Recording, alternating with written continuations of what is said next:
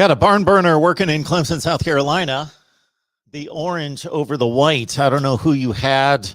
Didn't follow this point spread. And again, I hope you pick the right side in this one. 13-7 orange. 10 minutes left in the game. Maybe we break 20. Maybe.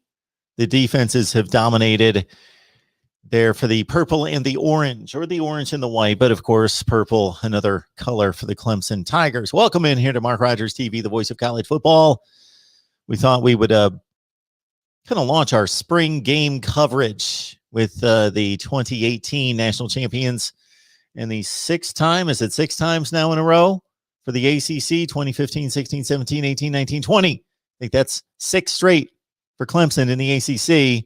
And I got to say, when they just ran down the schedule a few minutes ago and I looked at it for about the 24th time, I thought the guys on the broadcast are talking up the Clemson road schedule as being daunting, as being tricky. I don't think they said daunting. They did not say daunting. I don't want to put that on them. But they talked like it was some murderer's row through the ACC on the road. Pitt, NC State, Syracuse. All right. So there you have it. Clemson and Georgia, of course, is going to be that week one affair that should be the best non-conference game, certainly the best matchup on paper, maybe the best matchup on paper for the entire college football season, conference or non-conference games. So, yeah, 8 minutes left in the game, 13-7. I'll run down my notes and my impressions of the quote-unquote game, the scrimmage. Want to hear from you as well. We'll get the number up there in just a second. Of course, before we pull the ticker on the Amazon, we know that we grab the Amazon link in the description section to order from Amazon. Helps us build the channel. 860-499-3332, 3332. Who's in the chat? Tabardine. We've got Miami coming up in 2 weeks. Next week is Florida State and NC State. I just saw the programming schedule with NC State at 1, Florida State at 5. Do we do a between the game show? Do we do a post game on Florida State? We shall see. NC State and Florida State next week. I served it on to our Patreon members on what watch party they wanted to target for a spring game, or a spring game for a watch party. Tabardine, Clemson, cheating Tigers. Was there cheating out there today?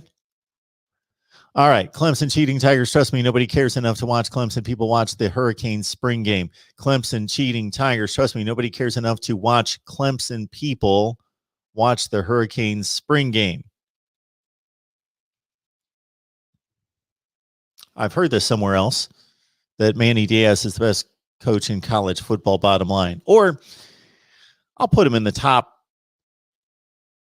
10 coaches in the ACC. Or to check out what I had to say about that, I did rank the ACC coaches, so check it out. That video's out there. So we've got a call coming in from the big show. Welcome to Mark Rogers TV, the voice of college football. I gotcha. Just got to switch you over here so everybody else can hear you. How's it going today? Good, man. The Burgers really, man, very, very happy when I saw the football. I was very shocked with how stacked we are. Linebackers, tight ends. It's just the most talented Clemson ever had. I'm very excited about the season. I know it's just a scrimmage, but when I'm seeing it, I'm very excited. Excellent. So you're excited about I kind of missed the comment right at the beginning. So you're talking about the talent on both sides of the ball. You're talking about the talent any one position. Both sides, especially on the offensive line being so young, goes against those Clemson ACC defensive linemen, definitely giving them some experience. I didn't realize how stacked we were at tight end. We got this one guy, number 85. I forgot he was on the team, like 6'6", 256. I'm like, who is this guy? And we got Jake Bridgestone, number one tight end. We still got Sage. We still got Galloway. So we're just stacked. We're loaded. Same thing of running back. I mean, we're loaded at running back. It's just going to be amazing to see what kind of playbook we draw up this year. And offensive line, the most talent we ever been. So I'm hoping they step up this year because Georgia defensive line are huge, like 6'5", 300. So definitely looking forward to offensive linemen stepping up against Georgia. Yeah, you're talking up Jalen Lay, the big 85. He's made some nice plays in this game. Yeah, I didn't know he was on the team. So I'm like, man, who's this guy? So I know that's bad, but I'm like, man, this guy's 6'6", 256. I'm like, man.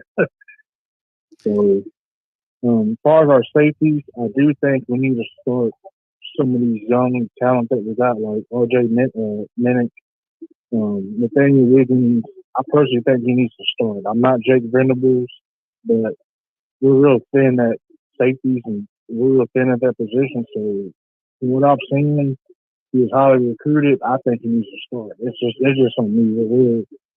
We're at the point where we have to start some of these talented freshmen. We kind of have no choice. So I don't know how you feel about that, but that's just from what I've seen.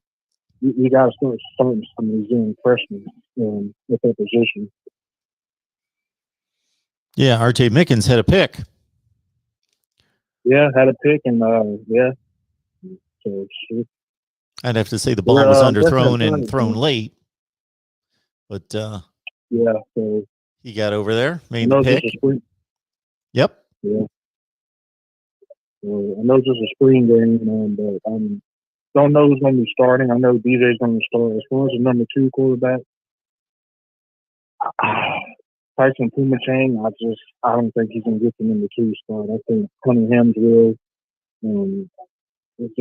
I don't know about Pumachang. I don't know. Maybe just need some more time, but I think quarterback's kind of thin too. I know we got some people coming in, Bubba Chandler, but yeah, that's the only concern I have this year is quarterbacks. Offensive line, I don't have a concern. The linebackers, there shouldn't be no concern in linebackers. We're stacked. We're loaded with talent in linebackers. So, but yeah, I like what I see the spring game so far. I don't know how you feel about it. I know it's still early, but I'm definitely excited about how much talent we have this year. We never had this much talent before on the roster. So, well, I think it was going to be interesting and maybe not even so much interesting. It's just fun to see some of the young skill players come in. Will Shipley and Maffa do something.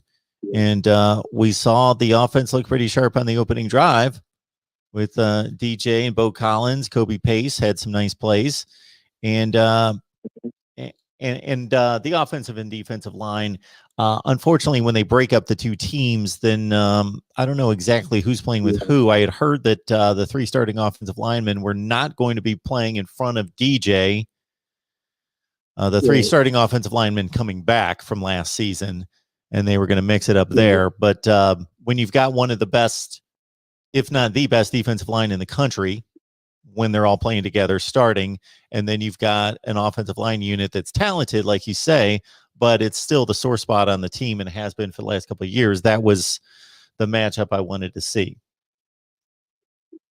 Yeah, that's true. I like what they did. I think we got it seems like the first string defensive lineman goes against the mostly second string offensive lineman.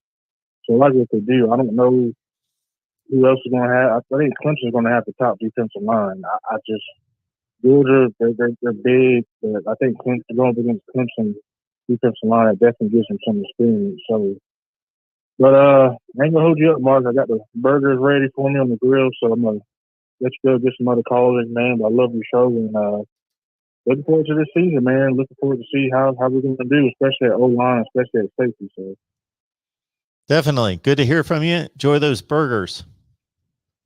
I will. All right, Mark.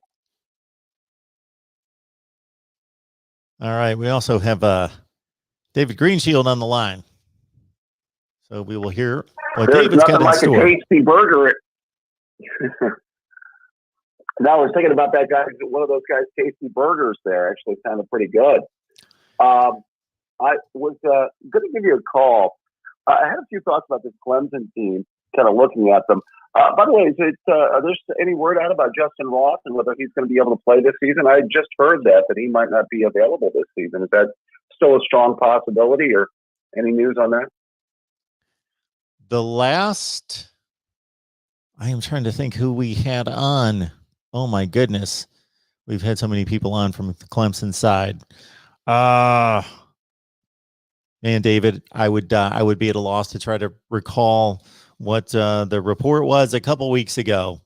That's the last I heard was in having one of our Clemson guys on.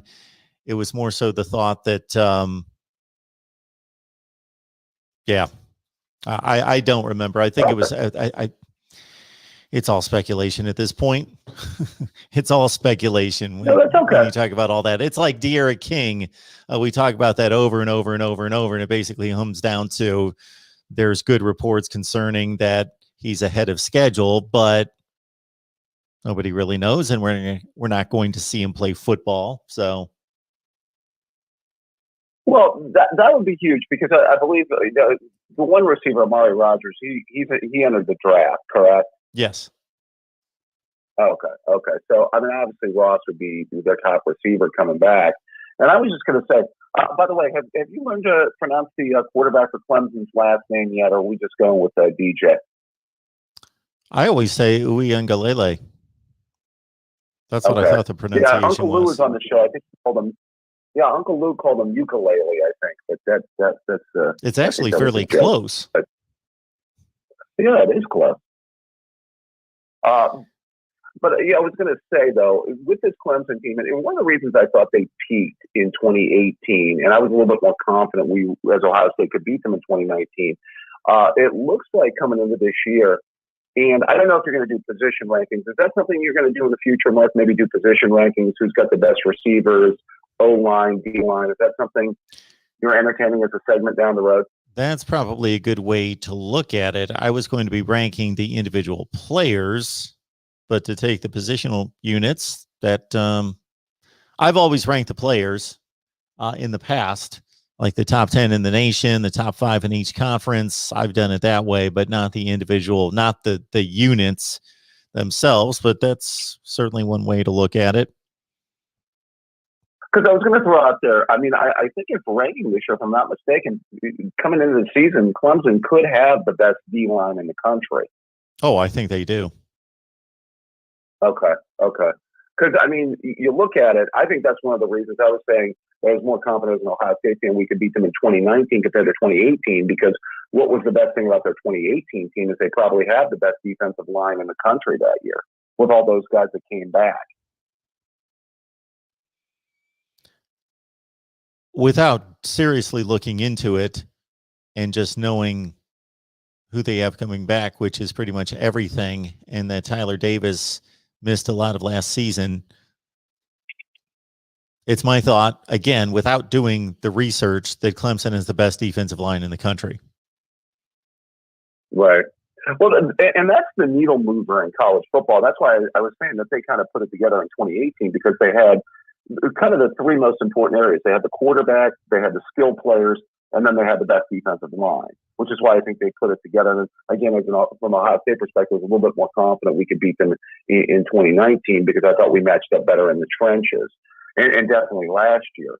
But I think that that's something to really watch going forward with them, because I mean, usually if the teams that have the best defensive lines in the country coming into the season usually going to be ranked really close to the top, in the rankings as far as that goes.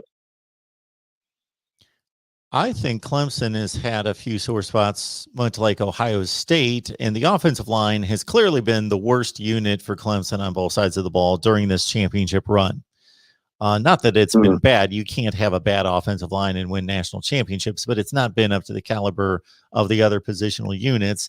And I also think that I'm not speaking to this particular linebacking unit, because, our last caller loves the linebacking unit. They've talked it up during the broadcast today. Balin Spector, James Skalski in particular. They lost Mike Jones, but he was a pretty pedestrian player. He moves on to LSU, so they're not concerned too much with that loss. That the linebacking unit's going to be strong this year, but it's been capable during this stretch most of the time, but it's not been great through some of these seasons. Well, I remember we played him in 2019. I mean, I thought Isaiah Simmons just jumped off the page. I mean, he was incredible. He did. Yes. Yeah. Now I know that, Skolsky, the one linebacker's back for them this year, right? Yes. Okay. So, yeah, I think they're pretty much returning everybody on defense. So, yeah, they're going to be impressive on that side of the ball. I think if they get Ross back, I would really, obviously, one of the best receivers in the country. It's interesting that the one lineman that they did lose was a pretty high recruit out of Ohio State, Jackson Carman, who I believe entered the NFL draft, if I'm not mistaken. Yeah, he's gone. Right. Yeah. So, yeah, I can see their questions. I don't know. What do they look like at tailback, Mark? Because I know ATN is gone. Lynn J. Dixon is the veteran. So he's the guy that's going to be the reliable guy that is, in a sense, even more so than a Master Teague at Ohio State, the guy that's not the most talented in the room, the guy that is not the most explosive, but the guy that has the most reps, the most carries, and even more so in Lynn J. Dixon's case, the most reliable for pass protection. It was even commented during the first, second, or third drive in this game about the pass protection and how he excels there. But they've got two tremendous incoming freshmen in Will Shipley and can't think of the other guy's first name, Maffa.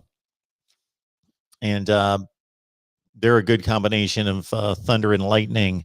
Maffa's the power back. Shipley's the Christian McCaffrey all-purpose back type with tremendous track speed. And if you talk to any Clemson fan, they want to see those guys on the field ultimately this season and less of Lynn J. Dixon. Right. Well, it would be interesting to see that first game. By the way, it's going to be tough if Ross doesn't play. Both teams are going to be without their best receivers because, Pickens is done for the year for Georgia. So it would have been awesome to see both teams at full strength that way. But unfortunately, that's not going to be the case for Georgia. It might not be the case for Clemson either. So a couple days ago, David, because it was released on 3 separate publications, 2 days ago, Justin Ross either met with a mass of reporters or there was one particular writer that interviewed him and then the other sites just copied off of that. So one of the two, but just in the last 2 days, there are stories on Justin Ross speaking with reporters about his situation. So this is on The Athletic, which is a paid site. It's on Fan Nation. It's also on the Raleigh News and Observer about him detailing his injury and where he stands in his rehab. So this was just released on April 1st. Yeah, I mean, some players sit out a season. It certainly didn't hurt Jamar Chase to sit out a season. He's going to go very high in the draft, the LSU receiver. I'm not saying Ross is quite at that level. I know, Chase won the Biletnikoff, I believe, in 2019, if I'm not mistaken, right? Yes. Okay, I thought so. But yeah, he's going to go very high. But yeah, that's going to be interesting going forward. I'm looking forward to it. I can't wait for that first game of the year to see both of those teams line it up. So can't wait for the opening part of the season, Mark. Yep, it's going to be a while. So we're going to make our way through the spring season and see if there's anything that stands out to us. I got to say, watching Clemson this afternoon, I jotted down a bunch of notes. I don't think anything's groundbreaking about what happened this afternoon and continues to happen. They're down to 12 seconds left in the quote unquote game, 14-13. So maybe somebody's trying to make a field goal here. Let's see who's got the ball. The white team's got the ball, so they're running it out. And there you go. You got a 14-13 game. So breezing through these articles, it appears as though Justin Ross isn't really committing to any kind of timetable, but just hopeful, optimistic that he'll be ready to go. That's pretty much in surveying these articles what I'm getting out of it. It's basically a review of everything that's happened to him in the rehab, and that he appears to be on schedule. He's not been cleared to compete, but he's on schedule and he's optimistic. Well, let's hope so. I hope they're at full strength. Again, I wish both teams are at full strength for that opening game because I'm going to want to see it. Hey, 2 weeks away, Mark, the Ohio State spring game come April 17th. So I'll look forward to hearing you on that one. Yeah, I want to see those three quarterbacks just throw the football. I don't think we can tell a whole lot about necessarily reads and decisions made. I think we can to a certain extent, but I think it's more just about, can they anticipate a window? Can they throw a guy open? How strong are their arms comparatively? How much touch do they have? I think it's just a skills competition to a certain extent, which I think is rather beneficial for us to watch in 2 weeks. Sure. Yeah, I can't wait. I'd like to see Stroud and McCord and Miller and those guys definitely swinging around. So it should be fun. Hey, I double-checked. Clemson, by the way, just recruited another Ohio offensive lineman out of the 2022 class. So, yeah, they came into Ohio to have another lineman, it looks like. I double-checked that thing, by the way, on 4 stars in the state that we were talking about the other day, Mark. For 2022, there are 12 in the state of Ohio. Where'd you go? Did you go to 247? 24/7 Sports Composite. I thought I counted 9. You might have been looking at 2021. Oh, you went to a 22. I got you. Okay. Yep. So, on to the next class now. Sure. All right, Mark. Well, as always, a pleasure talking college football with you, my friend. Sounds good, David. Have a good day. Appreciate it. You take care of yourself. Bye-bye. All right, Dominic, without fail, here to talk who knows what. We can get this thing going. Dominic, how's it going today? It's going good, Mark. How about you? I am doing just fine. What's going on? Nothing much. I actually went on to the Clemson Tigers website to watch the final 2 minutes of the spring game, and the white team getting the 1-point win, 14-13. Is this a report you're delivering for everyone? No. I just okay. wanted to give my thoughts on that game. Okay, what are your thoughts on the final 2 minutes of a spring game? Well, honestly, from what I saw for the final 2 minutes in the fourth quarter, I felt like it was a pretty interesting game, in my opinion. That was an awesome Clemson Tigers spring game. Not gonna lie, it was pretty interesting to see, but it was interesting. Not gonna lie, but I'm happy that the white team got the win. You were happy for the white team. We'll see. Did you have money on the white team? You were happy that the white team won. Well, why were you happy that the white team won? I'm just curious. What was the rooting interest there? They were down by 13 heading into the fourth, and they came back. That's why you wanted them to win, because they were down? Yeah. I felt like they would come back and get the win, and that's what happened. Well, I wish we would have known that. We would have known that you were predicting a 13-point comeback for the victory there in the final quarter.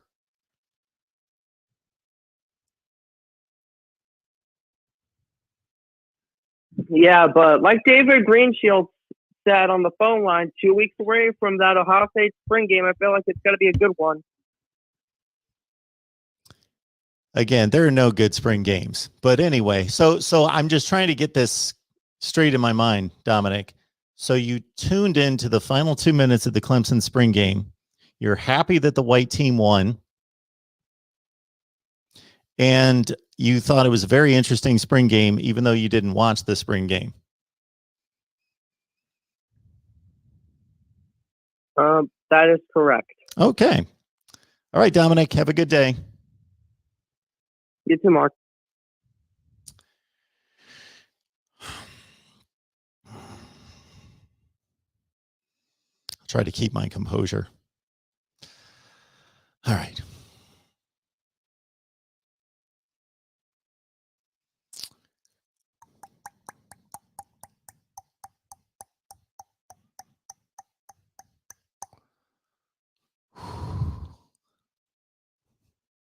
I'll just breathe. The Rod Favre I didn't get to see since I had a game today. Yeah, you're not missing much.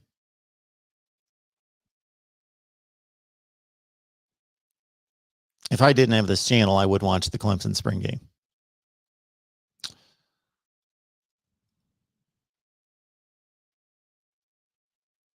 DJ looked okay. There was miscommunication between the quarterbacks and the wide receivers, but that's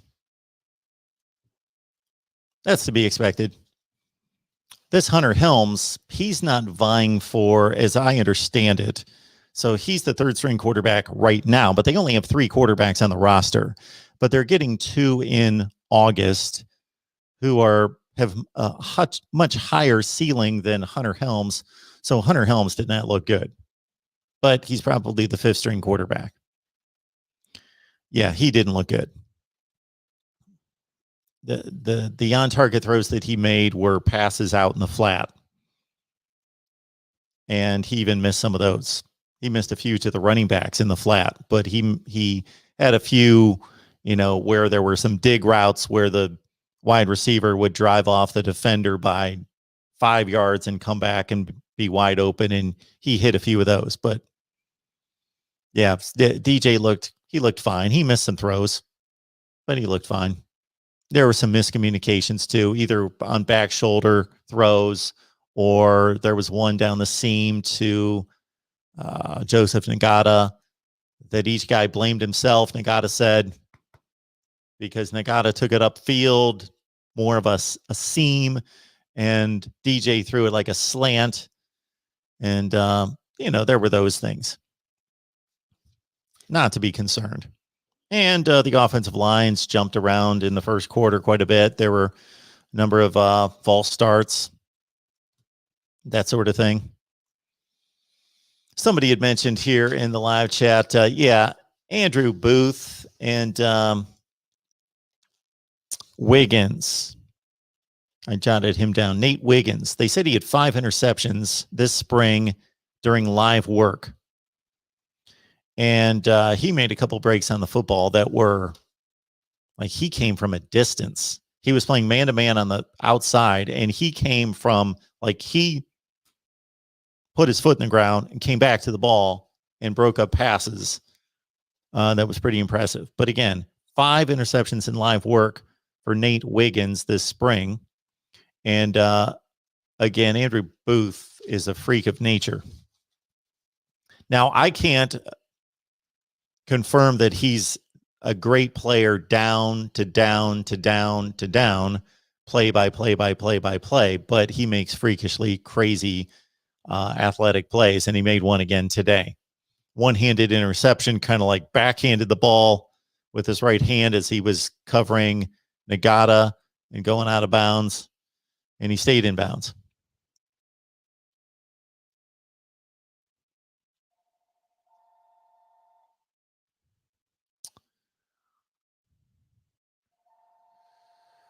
Rod Favre's favorite time of year, baseball starting spring football.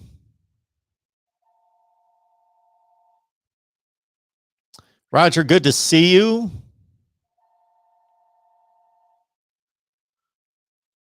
Dominic reported a score in at 14-13.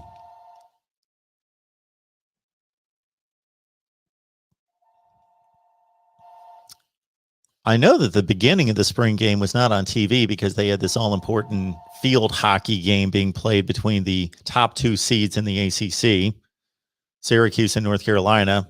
Some information that I don't need to know, but I turned on the Clemson spring game. Actually, I put the game on DVR, forgetting, okay, there's a live event on before.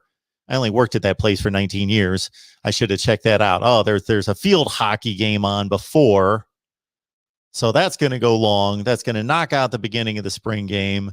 So anyway, I put it on DVR thinking I'd catch up to it. I flipped it on about 20 after 1, and I was like, I missed the first couple drives because I thought I wouldn't miss them because I DVR'd the game, but the field hockey game was on.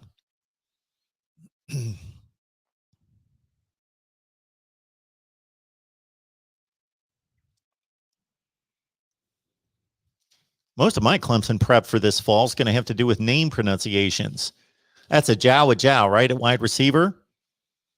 And all we hear out of Dabo about him is that he's a freak athlete. He's great. He's a great kid. Well, they're all great kids, according to Dabo. He always has to throw that in. Just amazing. They're each individual player that has ever played for Clemson and currently plays for Clemson, according to Dabo, is one of the greatest kids you will ever want to meet.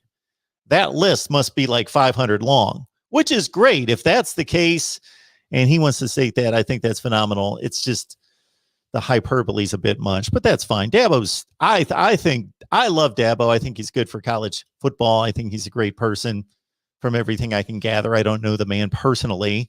So if something comes out on him tomorrow, I wouldn't be shocked, but I wouldn't be shocked anything coming out on anyone tomorrow. But I think he's great for college football. I don't have an issue with him. I like that he speaks his mind. I like that he's fun loving and man full of faith. And I like the guy, and for a lot of reasons. I think he says some stupid things, but when you're going to talk as much as he does, you're going to say some stupid things. I'm sure if everything was reviewed that I've ever said on here, I've said some stupid things. I can't talk for 3 hours a day on here live without saying some stupid things from time to time.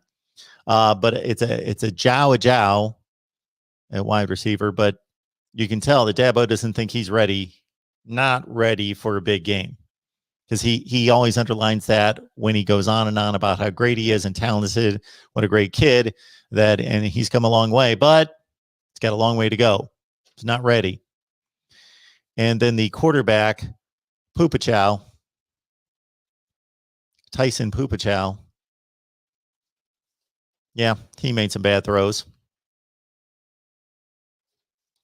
He had some guys that he could have thrown open. Wasn't great. As long as Zhao can be Pupachow's target, I got to write down my pronunciation there. Pupachow's target every play, he can be okay as the backup.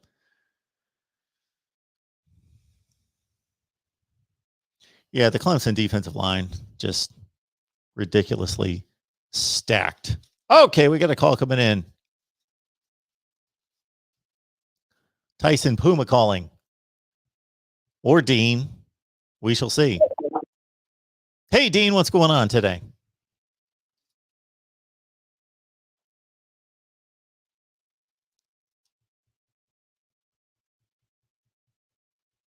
Oh, Dean must have hung up on us. Okay, very good. Yeah, Ryan Bressy's a monster. This is what I hate about these spring games. And you got to protect the quarterbacks. I get it. But there could be a little bit better discretion on these sacks. Like I noticed that the first 4 or 5 sacks would not have been sacks in a game. Like DJ was rolling one time, had broken contain, got himself out of trouble, and he just got clipped like on the heel by a hand. He's down. Okay. Protect the quarterbacks. Great. But you can't really have a semblance of a game if you're crediting sacks to guys that, like, there was another play where you see this all the time during games. Blitzing linebackers and defensive backs don't get under control and make the tackle and make the sack. They fly too fast and they fly right by the quarterback. Get an arm out, fly right by him. Well, one of the Clemson players was about to do that. I think I noted who that was, maybe. And they gave him the sack because he got a hand on Uiagalele's shoulder. So that was a sack. He would not have gotten a sack in a football game. So the sack totals in these games should be completely, that may mean you pressured the quarterback. It may not even mean that.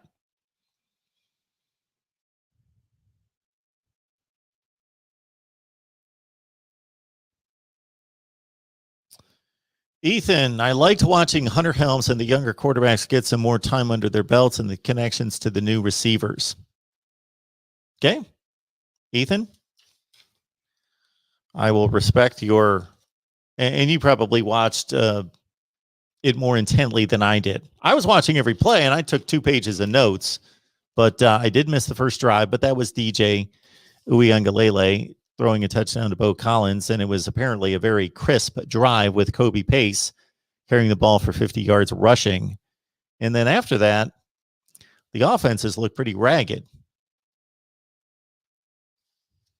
To me, that's why you had a 13-7 game. That's why you had a 13-0 game into the fourth quarter.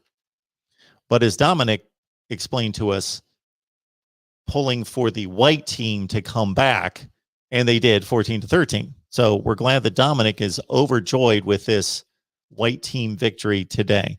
All right, we got a call coming in. Looks like it's coming in from Dean. How you doing, Dean? All right, we got a call coming in. Dean, you were listening to the broadcast online. If you could turn that down, we're on the phone right now. How you doing, sir? Thanks for taking my call. Hey, Dean. I was wondering, how you doing, sir? I'm good. I saw some of your broadcasts earlier. You're talking about the backup quarterback situation at Clemson, and particularly the Tyson Formicon. I believe he was a little bit inconsistent during the game today. He had a better fourth quarter on that fourth quarter drive, tying the game. But then you had Hunter Helms playing for both teams. What do you think? Do you think that there's going to be a question mark still at backup quarterback going into the fall with the two incoming freshmen potentially competing for that second position? I'll hang up and listen to your response, sir. I appreciate it, Dean. Well, based on what I saw today, and we saw these players, Helms and Pupachow, a little bit last year. We saw him throw like 15 or 20 passes. I think Pupachow's a more talented quarterback by far. So as long as he has some semblance of understanding the offense and making the right decisions, I think right now he's the backup quarterback. I don't think Hunter Helms looks like a backup quarterback at a place like Clemson right now, not a number 2 guy by any stretch. But again, this is one spring game. So let's understand this. Let's understand that these teams have 15 full squad sessions during the spring. They usually have 2 or 3 scrimmages that are just as intense as these are. They're just not televised. There's really no difference. They play physical and they play to the whistle, except for the quarterback. And obviously there's a few considerations made, but they have scrimmages. So we get to see 1 out of 15 live sessions and 1 out of 3 scrimmages. So I hate to pin this all on this is the way they look today, because the coaches that are making the evaluations, first of all, know these players a zillion times better than I do, although I watch Clemson play almost every game. But they watch them every day in practice. So they've got an evaluation of 15 sessions plus the winter workouts and the whole deal. And they're going to see more in the individual workouts starting in June that they're not supposed to be part of, but they'll get their reports in and be able to see something and have knowledge of the individual workouts. So I say all this to say, let's not overplay what we see on TV. This is just a glorified scrimmage and it's on TV. But I know that Pupachow's a more talented quarterback just based on recruiting rankings, scouting reports, and all that. And I could see it today. But these 2 freshmen coming in August, whom I'm not, as soon as I see their names, a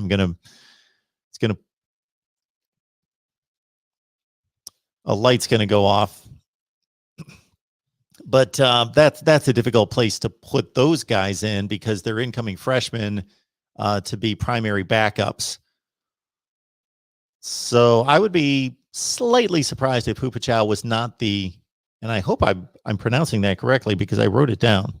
But anyway, off the pronunciation of the announcers today, that he would be the backup unless, again, these 2 commits coming in, and I know they're highly, highly rated, but to have 2 freshman quarterbacks come in and not see the field, a practice field, until the first week of August and have them ready to be a backup against Georgia, it's not a great place to be. All right, these guys are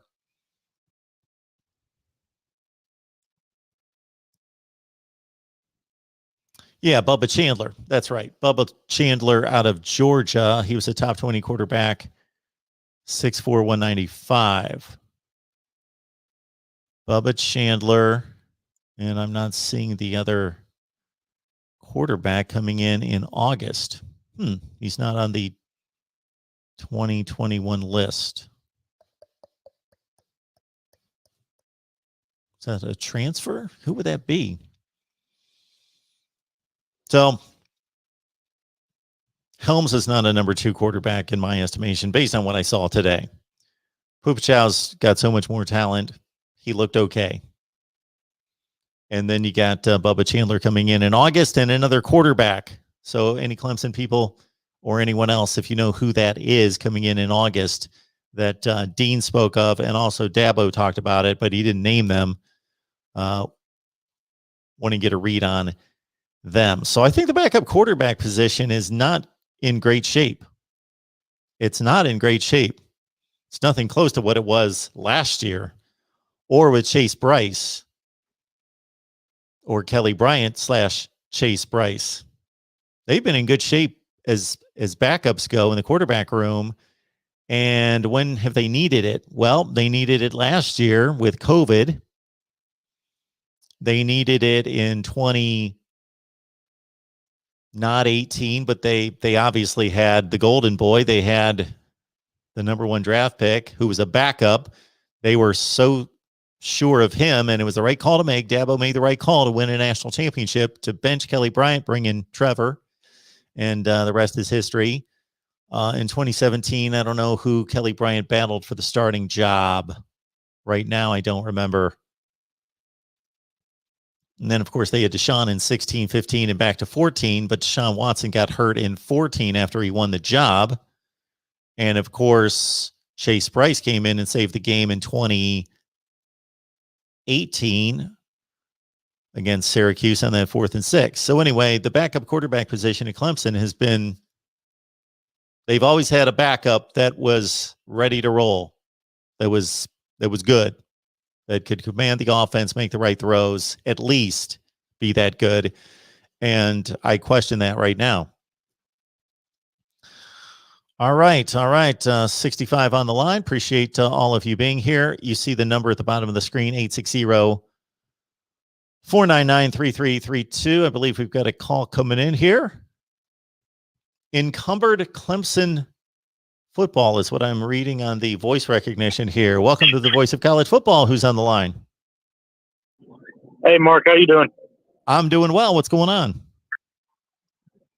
Nothing much. Just listening, and after watching the game, I got a few questions for you that I wanted to ask. Seeing what we watched today with the spring game and the little experience that we got to see in these games today, and then some of the experience that the backups had last season, do you look at this Clemson team and do you see them going to another playoff game or another championship game?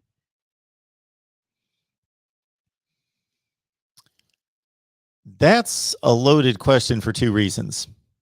Being a playoff team in other conferences versus what they have to face in the ACC, because they could have a team similar to what they had in 2017, let's say, when I didn't think that they were top 10 good, no question about that, but they weren't playoff good, and they were still so much better than the rest of the league. They even lost a league game that year to Syracuse, 2017, and made it to the playoff, and then lost by 3 scores. So the Georgia game's going to tell us a ton.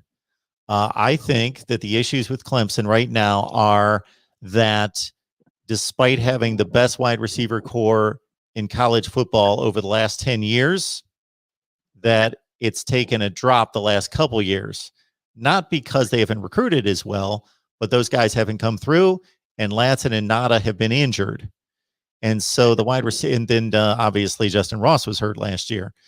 So the wide receivers, they need to get back to a high level of play. They've been fairly, decent, but not college football playoff caliber. The offensive line hasn't been college football playoff caliber. Now they feel good about what they've got coming back with 3 starting offensive linemen, and they've recruited better in that role. I think the rest of the team is set.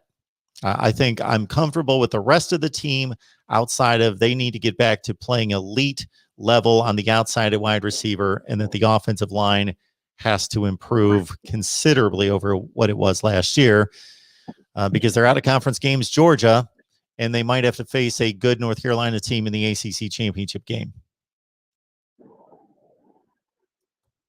Yeah, I agree with that. And another question I have: you look at DJ Alongdale and you look at Hunter Helm, if you look at the Clemson quarterbacks that they've had since Taj Boyd, you had Watson, then you had the whole Kelly Bryant and Chase Bryce and Trevor Lawrence, going back and forth between quarterbacks. And then I look, and obviously Trevor Lawrence being a first round prospect for the draft. I look at DJ Alongdale and I can agree with you on Hunter Helms. He's got a lot of improvement to do. How much do you think they'll struggle? How much do you think they're struggling with not having a reliable backup? Because I know that they've got 3 quarterbacks right now, and then obviously Hunter Helms at third string. But I haven't seen Clemson face that problem since they had Taj Boyd at quarterback. Exactly. I kind of run it down, and you might have been on the line. I kind of went back to Deshaun Watson's freshman season, that I always felt as though they showed to have a capable backup when they needed him. Whether that was just a workman-like precision kind of passer like a Chase Bryce, or a more dynamic player, and obviously Kelly Bryant was more runner than passer, but they always had somebody who could run the offense and make the right decisions, and then you felt comfortable being able to beat just about everybody in the conference. And I don't see that out of these 2 quarterbacks, although, again, Pupachow, I think, is a much more talented player than Helms is. Right. I actually grew up with Hunter Helms, and I was able to play some football with him. And we when he was at Gray, right down the road from me, we'd be able to play some football. And just talking to him and watching him commit to Clemson, it's kind of a big deal from a outside perspective. Sure. Just because you want to see everybody else grow, and I feel like even though they have DJ Alongdale and Pupachow, it still gives Hunter Helms enough time to grow more and be coached more as a quarterback. And I'm just ready to see what they have in store for this season.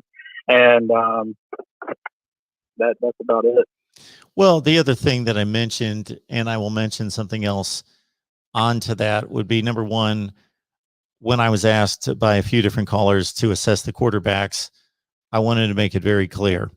These coaches know everything. They are evaluating everything, and they see these guys every day. We watched a spring game for 2 hours, and that's no more competitive than other scrimmages that they have during the spring session.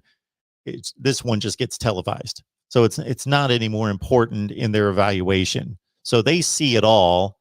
They saw the 15 full practices in the scrimmages. We saw 2 hours, and so guys have good days and bad days that aren't at a certain level, and so I don't want to assess somebody entirely based on a spring game, number one. Number two, yeah, there's a lot of growth that can occur between the end of a spring game, and they got these individual workouts once they get back on campus sometime in June and then into August, and players can get so much better, especially at the quarterback position, because they've got so much to process in their head. And the other thing I'll say is I'm here to evaluate games and talk about college football with all of you. I don't like to disparage anybody or criticize anybody. They're collegiate athletes. And so I try to do that in a measured way, to not insult them in any way, but just give my evaluation of who should be playing and who shouldn't. Right. And that's kind of hard to tell with a glorified, basically a glorified scrimmage game. Like you said, a 2-hour game. But we'll see come time for Georgia. Hopefully they have enough to put up in that game. Yeah, it's going to be I think it's not just the best non-conference matchup. It's the best.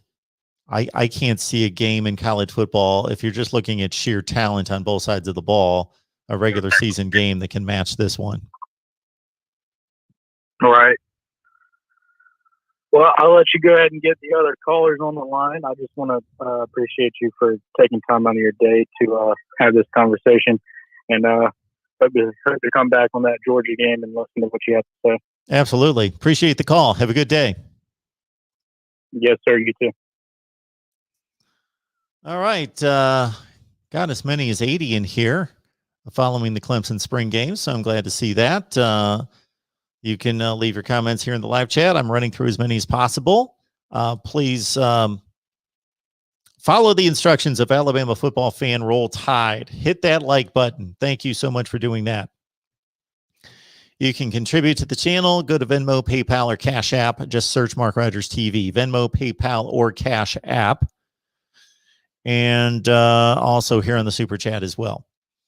Also, keep in mind, and I know I say this all the time, this Amazon giant is crazy because just about everybody shops there at some point. So when you do, please grab the link in the description section of any of the videos. We've got an Amazon link that I actually should put in the live chat, but just go to the description section of any video and use that link, and that helps us considerably. If you want a Clemson mask or an Alabama mask, Alabama football fan, Roll Tide, an Ohio State mask, whatever your team, we got about 35 covered. So we don't have all of FBS covered, but if you want a mask for free mask, go to voiceofcollegefootball.com. Let me find the banner here.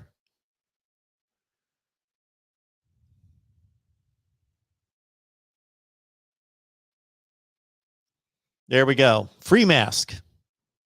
Team of your choice. We've got the major teams covered. 35, including Clemson. Register at voiceofcollegefootball.com. Just, you will see on the menu bar at the top, register for free, and you get 20% off your first purchase as well.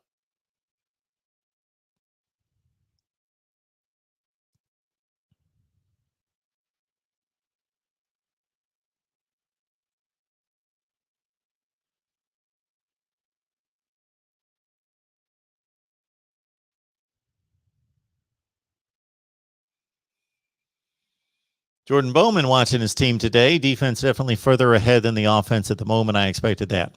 Yeah, the defense has less to coordinate than the offense. When you're handling a football and it's going to be passed between at least two players, most likely three in any given play, it's just more complicated of a process.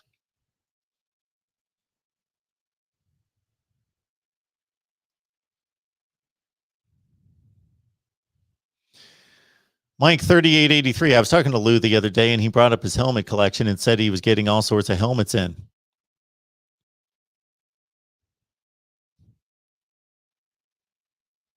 I've got whatever I've got. I got about 15. We stopped a long time ago. So probably the most prominent teams that I don't have would be Georgia, Penn State, Nebraska, Oregon, Auburn, Texas A&M, Iowa,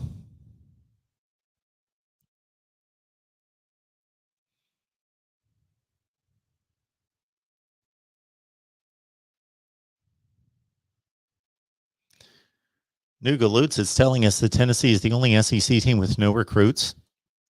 Woo! All right. Well, they did come late to the party with all the issues going on between Jeremy Pruitt and getting him ousted and cleaning up that mess, which still has yet to be cleaned up, of course. We just haven't heard anything recently. We will hear more. So Josh Heupel has his work cut out for him. We know that they're going to sign up about 20 players when it's all said and done. So regardless of how many recruits they have right now, that's not a great sign. Yeah, I got it. You are right. It's not a good sign because other teams are locking up recruits. And I got to say that these commitments that we see every few days, somebody I wish would put a number on this, would track this. Over 80% of them have to hold, something like that. So that's not a good sign. That's awful. Somebody called last night, Reasonable Gump, about USC's recruiting class 2 years ago that finished 64th in the country. Maybe Tennessee's headed towards something like that, like a Vanderbilt kind of recruiting class.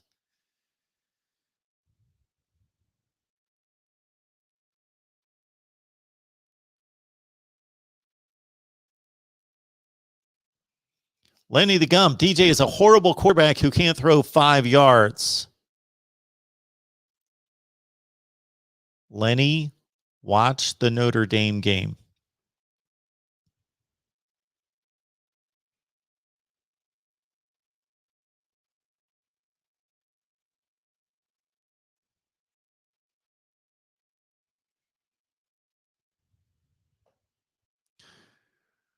Ronan is not sold on Sam Howell.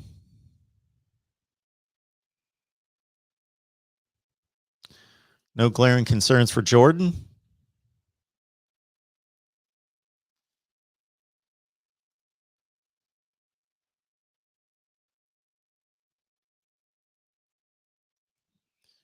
Billy Blanks, what DJ did today is what was limited to their practice. Do you really think DJ is going to show that over the top throws he's already shown that he can do? DJ is going to light it up. Trust me. Yeah, so we saw him play a full game against Boston College and Syracuse. Played really well in both those games, and it's probably a blessing in disguise that they got down by 18 points against Boston College. Yeah, against Boston College, and that he had to lead a comeback. And I thought that he played a great game at Notre Dame. Beyond the stats were the stats. He didn't throw a pick with all those pass attempts and 439 yards. And really the only glaring mistake that I thought he made was it really cost them him taking that sack in overtime.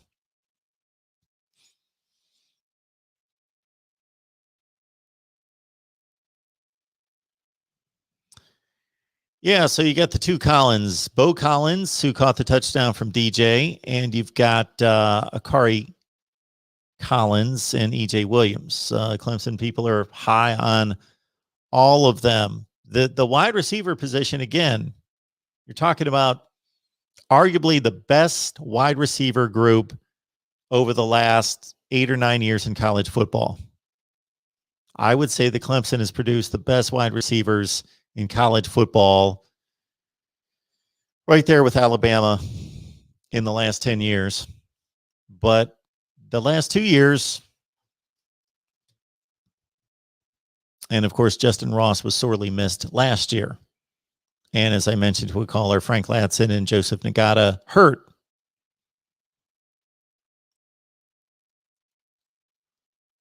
Pumachan. Thank you, Pumachan. What did I write down? I wrote down Pupachow.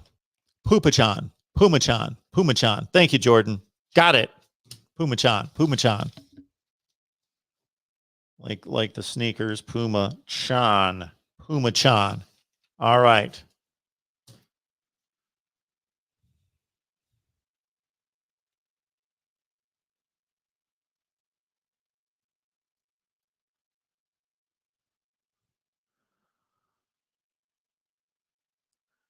I sent a poll out to our Patreon folks asking them what spring game they wanted as a watch party. I think Alabama's in the lead. So we will check out Alabama and take them in as a watch party if that vote holds. I think that's coming up on the 17th. SEC Dog, was the Tater game on TV? ESPN had high school basketball on, but no Clemson game. I guess when you're on the decline, high school basketball gets more views. All right, what do we got from True Seminole? Mark, As for the article about the ACC you covered, they also said everything is on the table. Would that mean conference realignment? If so, I would take out Wake Forest or Duke or Memphis. For Memphis, how about you? Okay. The way I read that,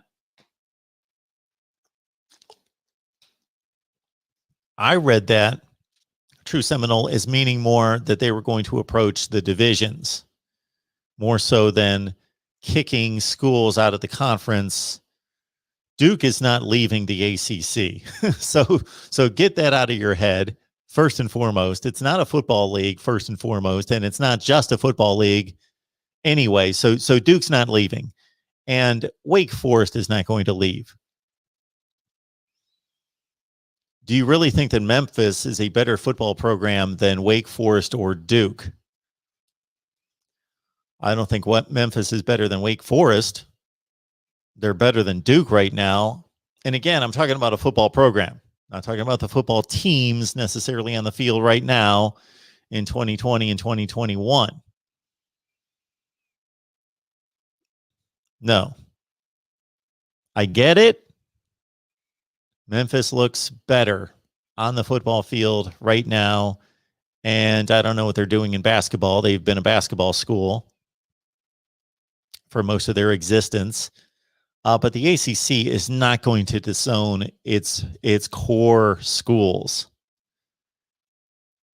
I would be shocked if Wake Forest or Duke was booted from the ACC. If anybody's going to get booted from the ACC, it's going to be those fringe schools out, Boston College, Syracuse, Louisville. And I'm not saying that they're going to get booted. I'm just saying that this could be a 16-team league, as was predicted when all the expansion took place around 2010, is that we were going to see 16-team leagues, and we could see that in the ACC. How about UCF? I think UCF is the best candidate to join the ACC. If the ACC could grab the Orlando market with UCF, and UCF would gain so much more attention playing Power 5 football, and their fan base and anyone interested in watching football in that area of the country, knowing that UCF is actually playing on a level and with the opportunity to shoot for playoff spots, I think UCF is the natural fit for the ACC when you're just talking football. I don't know about the academics. I don't know if there's an academic standard with the ACC in terms of what kind of school that they would accept. And it's huge. Yes, Nugaloots, it's huge, UCF. And I didn't know this until maybe 3 or 4 years ago. I didn't realize that UCF was that large because I relate everything, unless I have knowledge of the school, I relate it to football. So I didn't think UCF was that large of a school, but it's huge. So that only means that as time progresses, there are going to be more fans by extension. There are going to be more people that are going to graduate and have attachments to the football team and watch the football games. And by extension, they're more likely going to watch football games in the ACC if they're not watching their particular team. And it just kind of continues from there. I built an alignment a few years ago where I went with 6 power conferences, 12 teams each, and I booted Louisville, Boston College, Pitt, and Syracuse, and I added UCF, and this is back when South Florida was playing good football. I added UCF in South Florida because I thought that would be phenomenal with Miami and Florida State and the whole Southeast, but you'd have to reevaluate South Florida at this point to see what their football investment is, and not just discard them because they're lousy now on the field, but you would have to, really assess, do they have the money, the resources, the facilities, and do they have the commitment to win at football and be not a laughing stock in the league? But UCF, yes. 61,000 undergrads.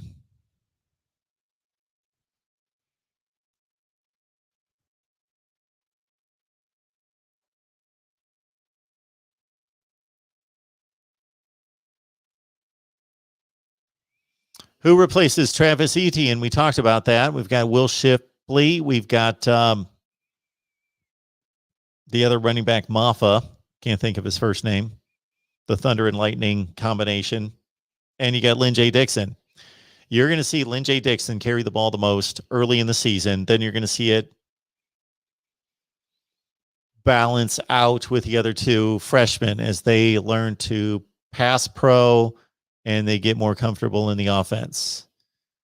Believe me, Dabo Swinney's going to be really monitoring those two freshmen during August camp to see if they are going to be prepared to play Georgia and take on a ton of carries against Georgia, because he would rather play the two freshmen if they're ready. They're more explosive backs. They're just more talented. Phil Maffa. Thank you. I keep forgetting his first name.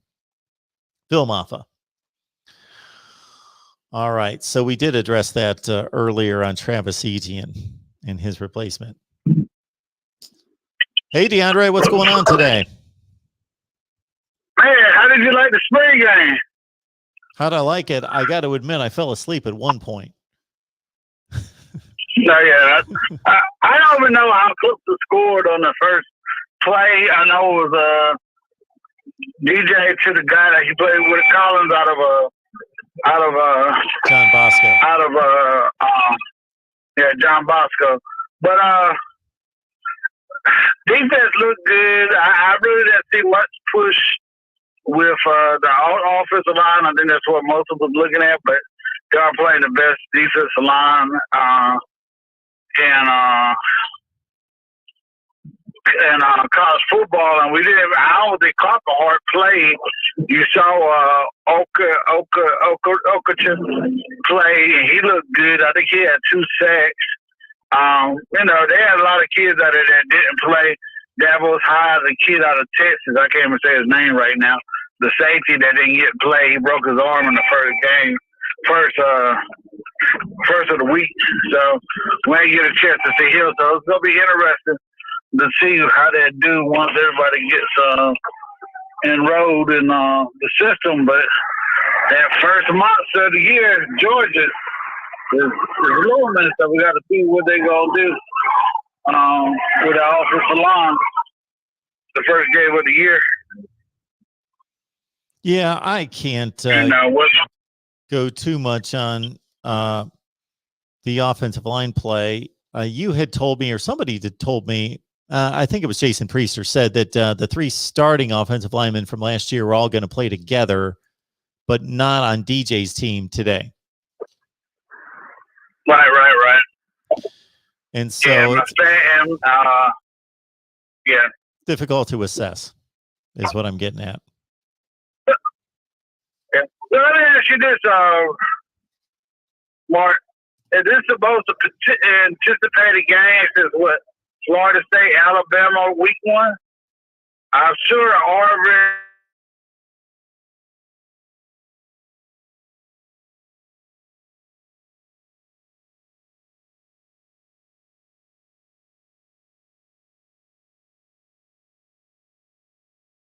I know Alabama and Florida State. I think that was 1 versus 3. I don't know who was number 2 in the nation at that time, but I don't know. That's probably the biggest game in opening weekend in a long time. Florida State, Miami, 88. 1 versus 2. Sure, I remember that one. Miami. 31 zip. Yep. So you're talking about just week 1. Yeah, just week 1. Alabama played Michigan. Alabama played USC in 2016. They played Michigan in 2012. And even though Michigan got stomped, I remember a whole lot of talk about that game. 2012, 2013. Well, were they top 5 though when they met? It's going to be a top 4 game, right? This game.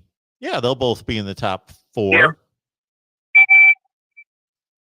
Right. Now I'm trying to think of one that might equal it. Doesn't really matter what they're ranked at this point. But, yeah, Florida State, as you mentioned, against Alabama in 17 was 1-3.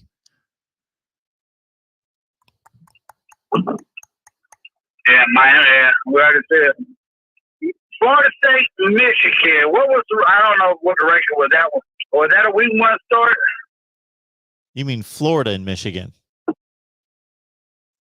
No, it was Florida State, Michigan with Desmond Howard, Charlie all Ward. the way back then. I thought you were talking about like 3 years ago. Florida played Michigan. Florida State and Michigan. Yeah, that was Terrell Buckley and company in the big house. Yeah, I don't remember these teams' rankings that far back in week 1, but yeah, they were both in the top 5 or 10. I mean, I don't like. I mean, I could name a bunch of games that he probably would come ball. Nebraska, Penn State, up in the Meadowlands. Probably was week 1. We could name a bunch of games if we think about it hard enough. Sure. But I got I know this is about Clemson, but I got a question that you probably can answer more for me than anybody else. I watched a lot of games back in the day, as you already know. Back in the 70s, why did you see Southern teams run the triple option wishbone? Did you did USC and Ohio State? Because I remember watching some of those games, and I never seen USC or Ohio State run the wishbone like you saw with Texas, Alabama, Auburn, and a couple other guys. Why was that? Oklahoma ran the wishbone, of course. It's a great question. I would have to go back to the coaches that led those teams and the way they came up through the ranks. I would think that would have something to do with it. Yeah, nobody in the Big Ten really. Nobody in the Big Ten did run a wishbone. That was Texas, Oklahoma, Alabama, Auburn. Yeah. Yeah. Yeah, I was just wondering if you had an idea of why was that. You know, and the Pac-10 teams, I don't know anybody, but USC is the only team in the Pac-10 that really mattered at that time, I guess. Well, even when another team in the Pac-10 broke through, like Washington with Warren Moon, broke through and won a Rose Bowl against Michigan in '77, they were running a pro-style offense at Washington with Warren Moon, throwing the ball all over the field. Even you could go back to earlier in the '70s with Stanford and Jim Plunkett. If we threw on the game right now, it wouldn't look like anything special to us, but they were running a pro-style offense. They were throwing the ball quite a bit. What was a pro-style offense then? All those Pac-10 teams at the time, UCLA as well, with a number of decent quarterbacks that they had in the late 70s, early 80s. I don't know. And that's where the West Coast offense came from, because it's the West Coast. Not just Bill Walsh, but others. Yeah. And like I said, I know we're talking about Clemson football, but let me ask you this.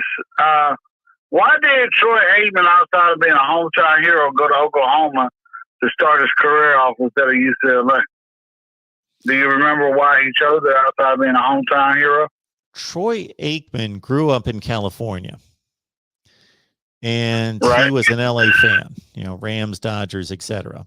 They moved to Oklahoma sometime when he was like in junior high. And I know that I've heard him talk about it, but they moved to Oklahoma, and he was down to, I don't know if he just, I think he was highly, highly rated. So it wasn't like he didn't have an opportunity to leave the region and go somewhere else, but that he pretty much was headed down to Oklahoma State. And I don't know why he would choose to go to Oklahoma, considering the type of offense that they ran, but that they were going to change it for him, I guess. And they did to a certain extent. I know that he started the game against Miami in '85 that they eventually lost, and he completed a couple of throws downfield before he got hurt. And I think he was responsible for the first touchdown of the game. And then then his leg went, and he opened up his options and wanted to go back to California. Oh, wow. I was just wondering why. But like I said, like you said about that Clemson spring game, No, I didn't see anything like really that blowouts. I mean, we already knew that the defensive line was probably going to dominate the game. Linebackers, it looks like it's interesting. Venables moved his son over to the weak side. That's his other son was playing a little bit of defensive back. Corner. But I would tell you though, our backup quarterback, man, if DJ get hurt the way Tyson Pulamale look, we might be in some trouble, boy. I said the same thing. This whole DJ I said the same thing. I don't want to go too crazy about blowing up a spring game and taking too much from a spring game, but based on what I saw, it looked pretty rough. Oh yeah, and that's why I said in the next after DJ leaves, I left this kid out of Texas is really something. That Shipley's junior year and Phil Mufasa senior, junior, we might be in some trouble if they don't get if that kid out of Texas can't play as good as people say he is. We might be in some trouble for a year or two there. I mean, we had a great run of quarterbacks, and DJ looked like he's going to be one of the best. But if DJ get hurt, we might be in some trouble. I mean, number 11, I can't pronounce his name at this time, but he showed that a receiver. Booth, he looked good. I mean, I don't think we're going to really miss Kendrick that bad when all the DBs get in. Everybody think they're going to go to the transport portal and get another one out. I don't think so. I think he's going to roll with who he has. Because if you ever noticed, Clemson really only plays two defensive backs, two corners throughout the game sometime, and I guess they play coverage on the middle of the field. But we just have to wait and see. But Goodrich is pretty good, but I don't think he played today. And Sheraton Jones is good. So now you got three of them, but if somebody get hurt, we might be in some trouble at corner. But excuse me, I think the rest of the team looks solid. They hit that Simpson put on Rancher. I'm like, damn, did Rancher mess with your girlfriend? Simpson said to me, he's not completely out. I'm like, this is a spring game, man. No hurdle. I mean, and then, he was flexing afterwards, like, man, dude, you always laid out your own player, man. Yeah. That was a nasty hit for a spring game, man. But the receivers, they look good. We just have to see. I mean, Georgia, I ain't going to sit up here and act like I know Georgia roster. But I know they said one of Georgia weaknesses is their DBs. And, Clemson,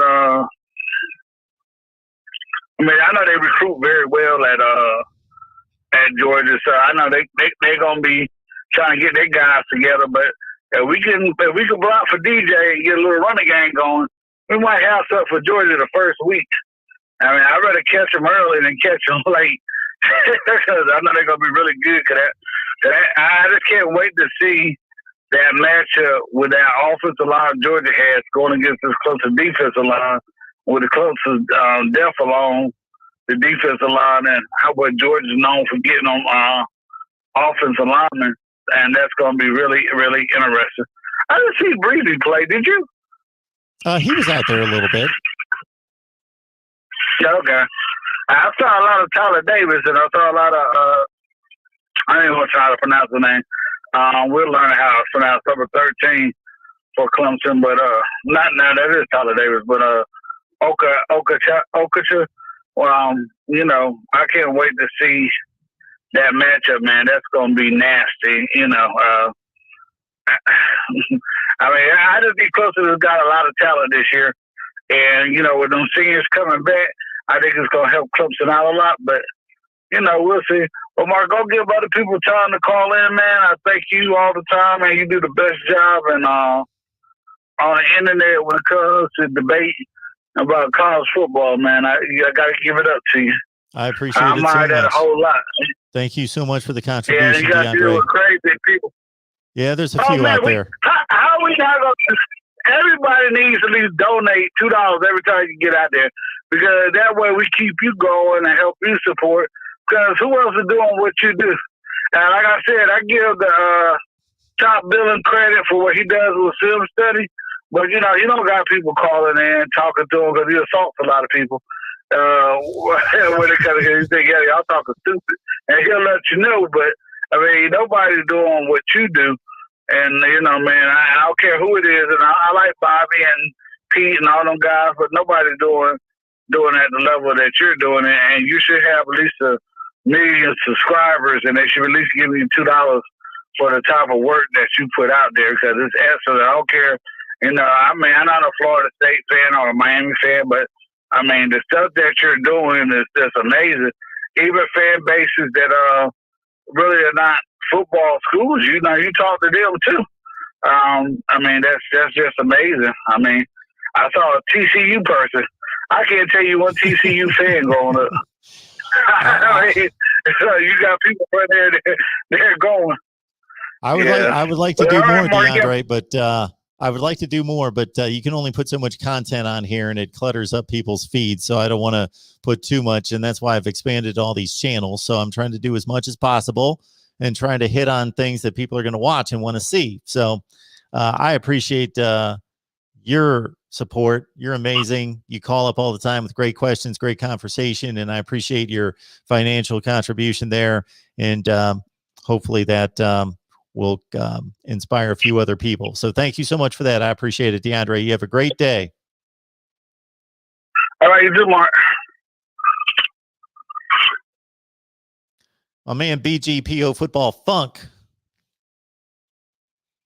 He's right here on YouTube as well. BGPO Football Funk. DeAndre, Clemson fan, loves the NFL, loves college football, brings up some great games from the 80s and 90s. But I really couldn't. I was at a loss for words on. I could run down tons of matchups that were highly anticipated going into the season, but I don't remember what their rankings were. I got a brain for that when it comes to like final rankings, but in terms of in-season rankings in week one, yeah, there's usually a couple games each year that, of course, are huge. But this Georgia-Clemson matchup, I don't care what they're ranked. It's more for me that I think these are the two most talented teams that are going to play in a regular season game this year. All right, let's see what else we got going out here.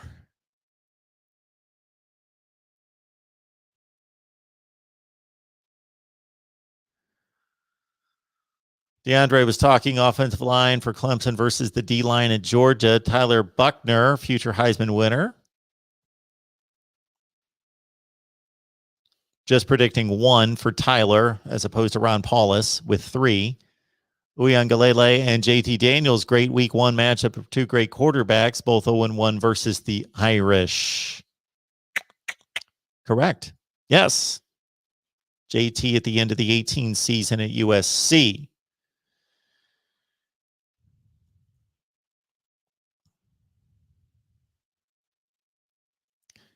I think there's going to be a lot of 1980 references between now and game 1. Georgia lost Pickens, who is Clemson's cornerback number 1.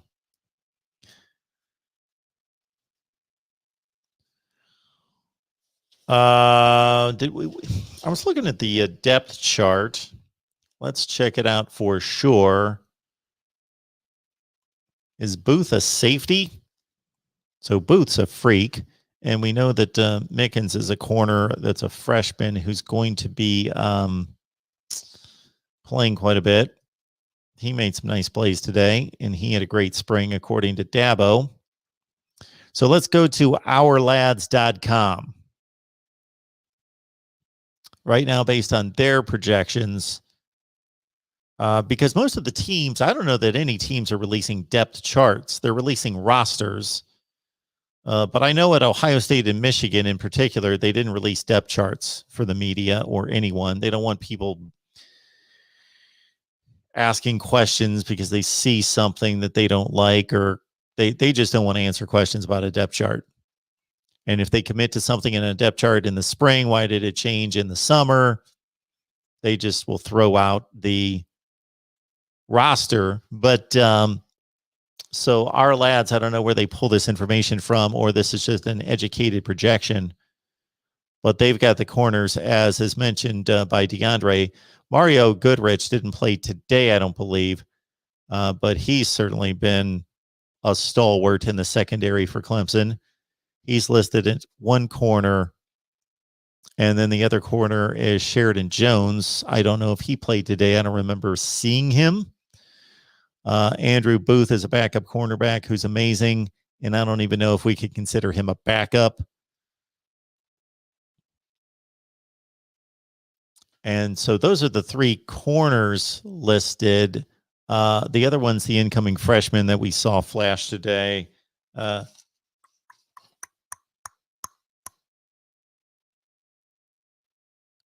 Nate Wiggins. But they only have three corners listed on the two deep on our lads. Mario Goodrich, the senior, junior Sheridan Jones, and junior Andrew Booth Jr. Then they've got a bunch of safeties listed. Then on the three deep at corner, they've got Malcolm Green. So there you've got it for Clemson. Georgia, of course, lost Richard LeCount. They lost Tyreek Stevenson to Miami in the secondary, so one corner and one safety there. You know what? It sounds like I need to match up Clemson and Georgia and pull together a video now, like an early preview.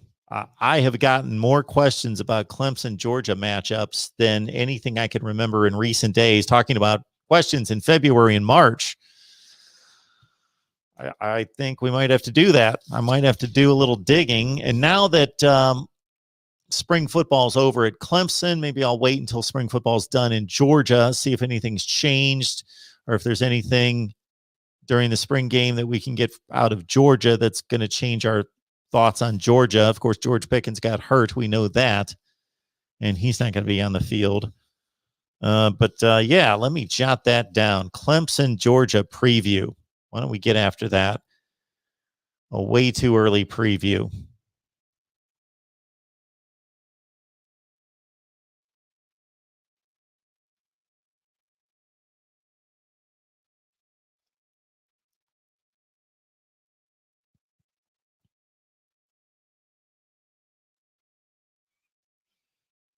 Oh, I highlighted the wrong comment. Where did that go? I think that came from SEC Dog.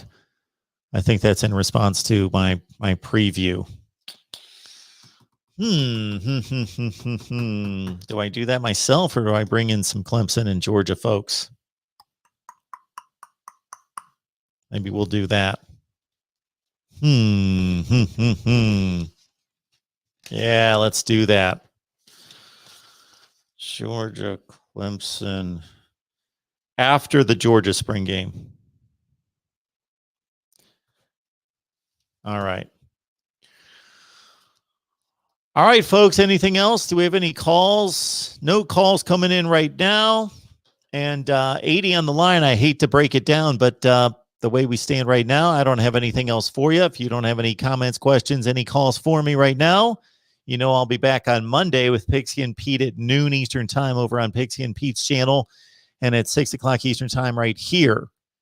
Check out the videos. We've got so much spring football content. We have covered Oklahoma several times, Texas, Iowa State, USC, Oregon, UCLA,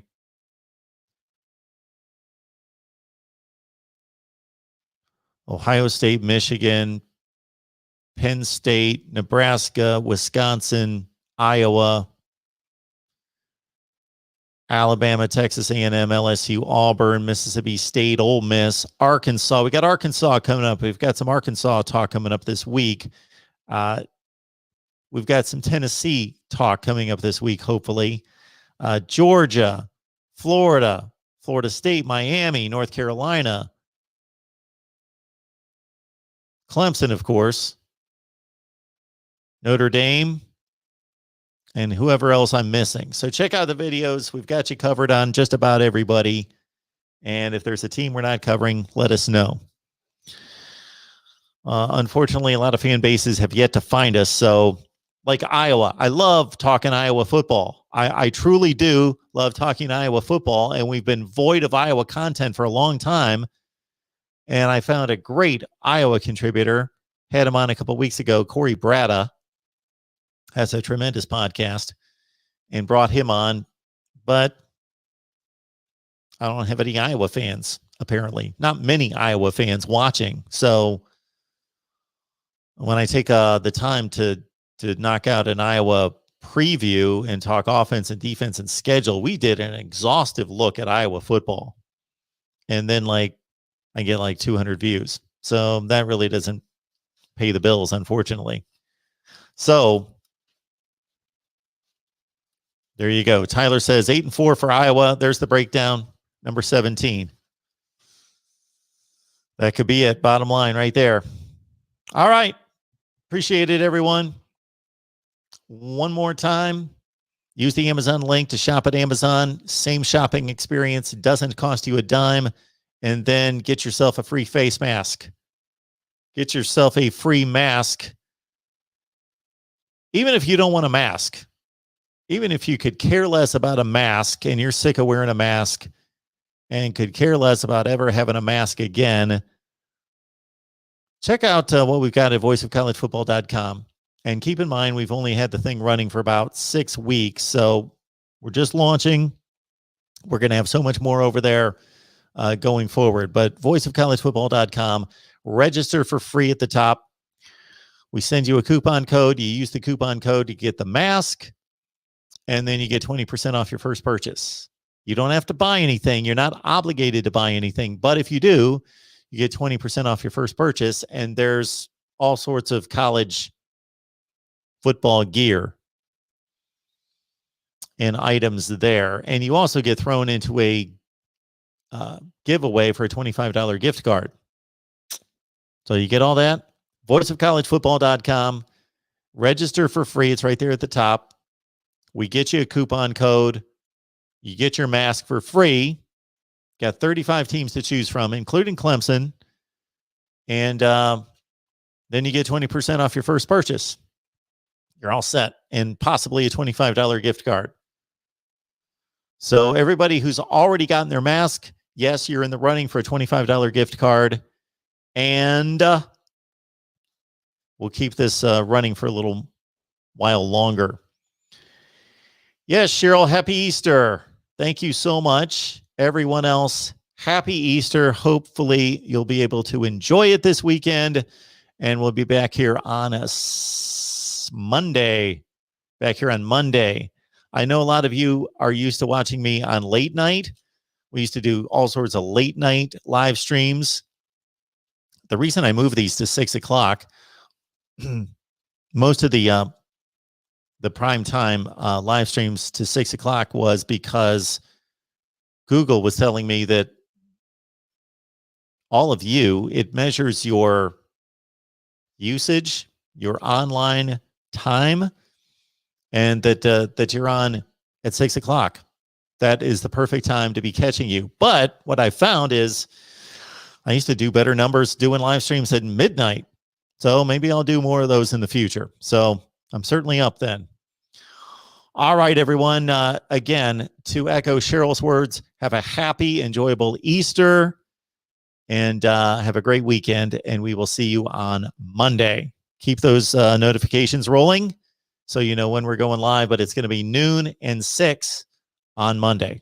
See you then.